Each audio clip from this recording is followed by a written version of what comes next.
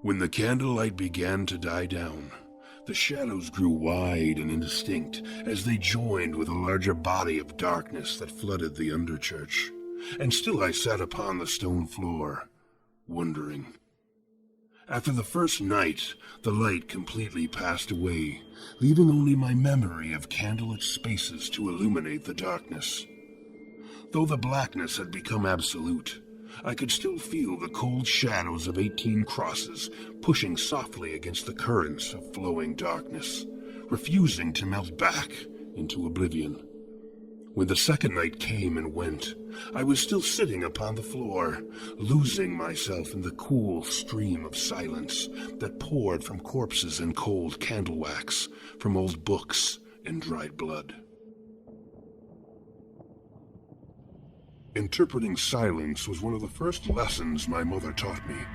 I was barely a child of 4, in the middle of the night, during one of the fiercest thunderstorms I can recall. I was huddled in the corner of a room, wincing at the thunder. My mother knelt down beside me, placing her lips almost upon my ear, and whispered, "It's not the thunder you should be listening to, but the silence it leaves behind. Before there was anything, there was silence, and after everything is gone, silence will remain. All that ever was, or could be, whispers its soul into the sound of silence. And the only thing you will ever need to do to know anything at all is listen to it."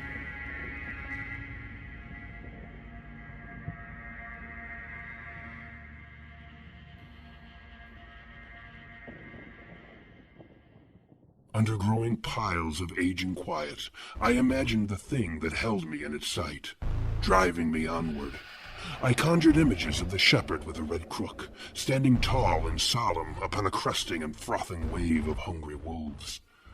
Later I fantasized a secreted dark queen of murder, deep in her hive far below the earth. She wore a bloodied crown and held an ornate rusted knife in each of her many crimson-dripping hands.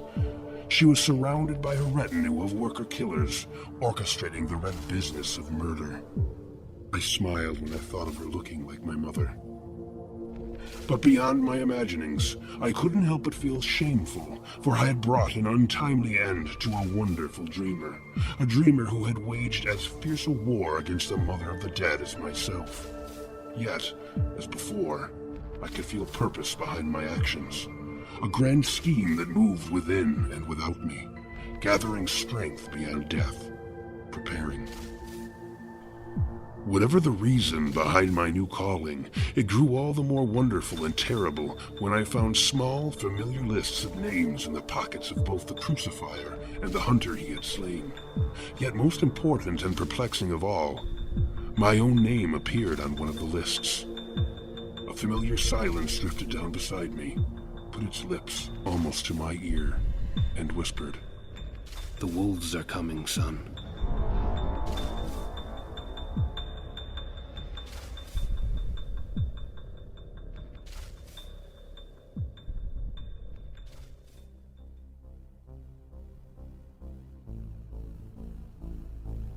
Before I left the church to the sinking death of its dying city, I nailed the crucifier to one of his own crosses, merging artist with art, preserving his legacy.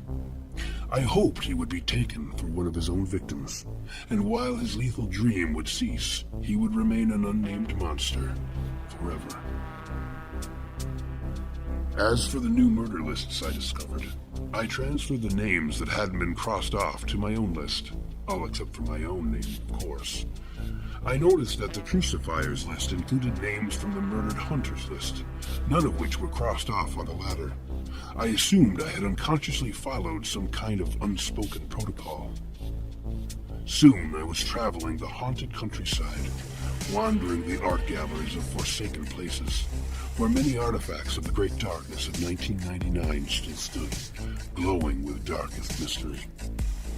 In the distance, rising up from the mists of dawn and the green tresses of the wandering forest, I could see one of my favorite monuments, the Tower of Teeth. How many mouths had been plundered to make a structure that soared taller than skyscrapers? A Of course, a closer analysis of the tower revealed that not all of its teeth were human, or even animal, but belonged to creatures that had yet to be discovered, living or dead, anywhere upon the earth. More importantly, they were obviously not the carved or otherwise altered teeth of already known creatures, as some of the more foolish theories assert. If it isn't apparent to you already, I do not subscribe to the popular theory, proffered by frightened scientists and other wardens of societal norms, that the darkness was the effect of a one-of-a-kind solar event that drove us all temporarily insane. You and I awoke from the same dreams, and I know as certainly as you, it was no solar event. If ever this world had come under the reign of dreams, it was surely during the Great Darkness. It's just a pity that we do not remember what happened, as I'm quite sure that missing year must contain some of my best work.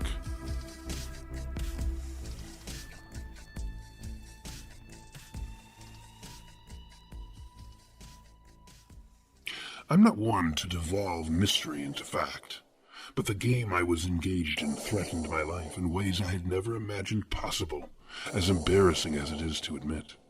And I needed a fuller understanding of what was happening than was provided by dreams and murdered men.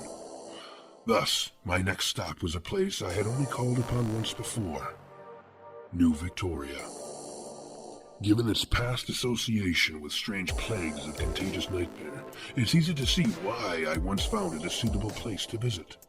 However, I can assure you that I was quickly and thoroughly disillusioned of any relationship I suspected my art and the city might have shared. Perhaps foolishly, I fear very few things. Yet, what I encountered in New Victoria inspired a feeling that surpassed any of the best descriptions of fear that I know. I was exposed to possible fates that extend far beyond the reach of any words to describe, and outstrip the dreadfulness of the darkest mytho-religious conception of damnation. While my memories of that horrific visit only carry back a hazy suggestion of blackest dreams, which burn and blister beyond the oldest darkness, it is more than enough to convince me that sometimes sleep is not worth the risk of dreaming. Unfortunately, New Victoria was the only place I knew my recent and apparently shared dreams might be given some useful interpretation. I knew of certain persons who dwelt there, somewhere between this world and some much darker place, and interacted with dreams as intimately and as completely as sculptors work clay. Given the level of wicked insight I achieved during my first stay within that awful city, I hoped I could safely and ever so briefly revisit it. I just needed to stay awake within its borders, or I might find myself eternally trapped within the alien dreams of wakeless, unspeakable things.